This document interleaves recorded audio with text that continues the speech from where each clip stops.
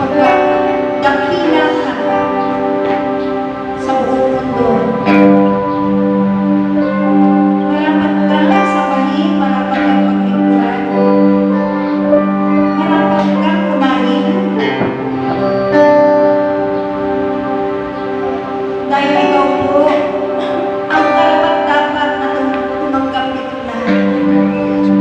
In the name of Jesus. Sa oras mo ito, Ama, sama-sama po kami nagpapakumbaba. Pinapasiyasan po namin ang aming buhay.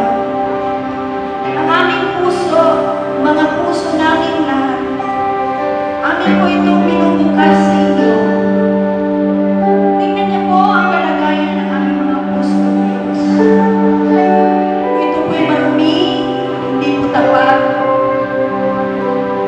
Ay kung ito po ay bakit sa iyong nakinalakapan, hindi mo siya maayos.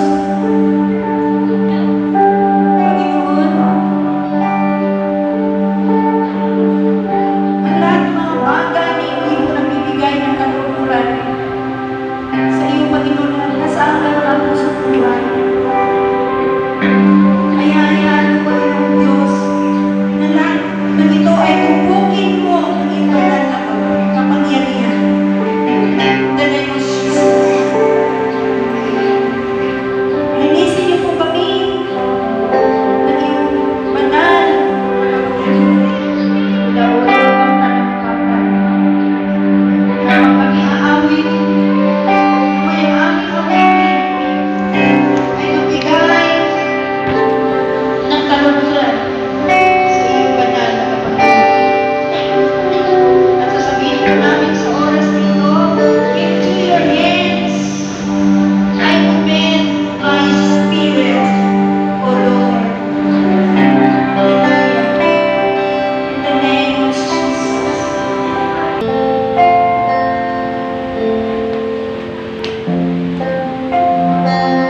Yes, Father God.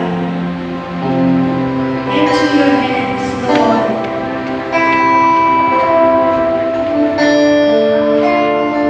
I commend my spirit, O Lord. Into your hands I entrust my life. For I must die if I would truly live. Into your hands I entrust my life. Praise your holy name, Father God.